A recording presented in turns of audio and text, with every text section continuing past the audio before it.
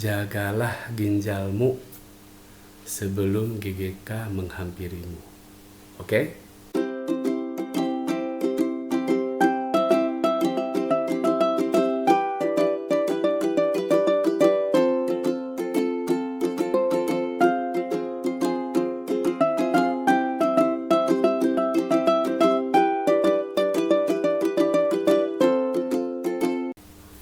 Salam sehat. Halo teman-teman, ketemu lagi dengan saya Sandi. Dan di video saya kali ini saya ingin menyapa untuk teman-teman yang masih sehat nih, atau yang ginjalnya masih bagus, ginjalnya masih berfungsi secara optimal. Satu aja pesan saya, jagalah ginjalmu. Itu pesan saya. Kenapa? Sekarang kita breakdown satu-satu ya. Pertama dari fungsi dulu. Di beberapa video saya sebelumnya sudah dijelaskan. Fungsi ginjal itu yang pertama adalah menyaring darah. Menyaring dari apa? Menyaring dari limbah atau racun sisa hasil metabolisme di dalam tubuh kita. Yang kedua adalah menjaga keseimbangan cairan di dalam tubuh kita. Itu fungsi ginjal. Pertanyaannya sekarang, yang disaring oleh ginjal itu apa aja sih? Apa yang dikeluarkan oleh ginjal? Ada 3 teman-teman. Yang pertama itu adalah urea, yang kedua asam urat, yang ketiga obat dan metabolitnya. Kita bahas yang pertama dulu ya, urea. Urea ini adalah sisa hasil metabolisme dari pemecahan protein dengan asam amino di dalam hati. Kata kuncinya protein ya teman-teman. Protein ini bagus, sangat dibutuhkan oleh tubuh kita untuk membentuk otot. Makanan seperti telur, ayam, sapi, kacang-kacangan, itu atau yogurt itu banyak mengandung protein. Itulah kenapa teman-teman yang terjun di bidang olahraga pembentukan otot itu banyak mengkonsumsi protein. Gitu ya. Nah, apa yang terjadi ketika kita bukan atlet yang membutuhkan otot, tetapi kita mengkonsumsi makanan yang banyak mengandung protein itu berlebihan? Efeknya apa? Efeknya adalah ginjal kita akan bekerja ekstra keras untuk menyaring protein tadi. Jadi pada saat, ini pesannya ya, pada saat kita banyak mengkonsumsi makanan yang banyak mengandung protein, itu harus dibarengi juga dengan banyak minum air putih. Itu kata kuncinya. Yang kedua, ini yang menarik ini, mengenai asam urat. Asam urat ini itu adalah hasil metabolisme akhir dari purin. Purin ini dalam tubuh kita juga kita memproduksi purin untuk melarutkan asam urat dan kemudian dibuang melalui urin. Itu fungsi purin. Tetapi ada juga purin yang berasal dari makanan yang masuk ke dalam tubuh kita, makanan yang kita konsumsi.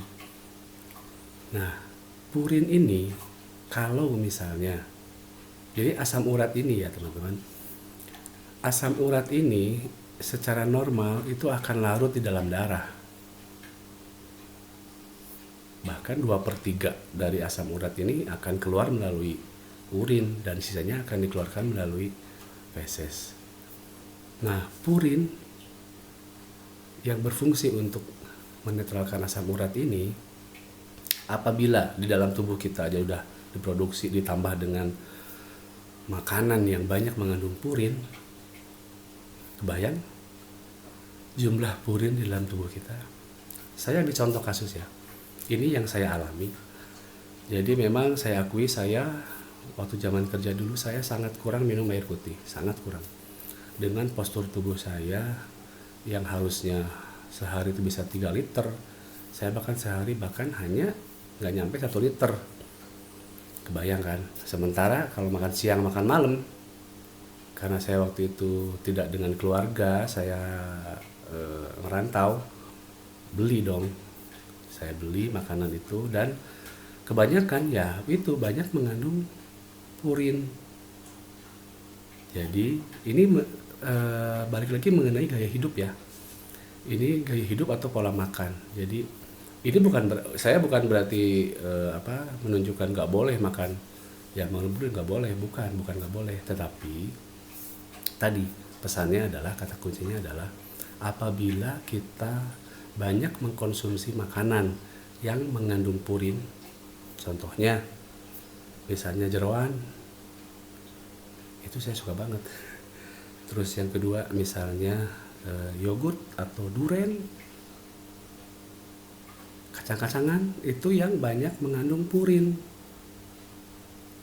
Jadi kalau misalnya kita memang hobi dengan makanan-makanan yang mengandung purin itu, maka harus dibarengi juga dengan mengkonsumsi air putih yang cukup supaya kerja ginjalnya tidak berat. Karena ginjal ini akan tadi sesuai fungsinya adalah mengatur kadar cairan. Pada saat banyak purin tentu dia banyak membutuhkan cairan atau air putih untuk dilarutkan dan dibuang melalui urin. Contoh simpelnya atau analogi sederhananya misalnya gini. Pada saat kita mau bikin teh manis, tapi kita nggak mau yang terlalu manis, pilihannya kan dua, antara mengurangi gulanya atau menambah kadar airnya, gitu kan Mas Roy ya? Dicontohkannya seperti itu ya, saya masih ingat Mas Roy. Jadi purin juga sama,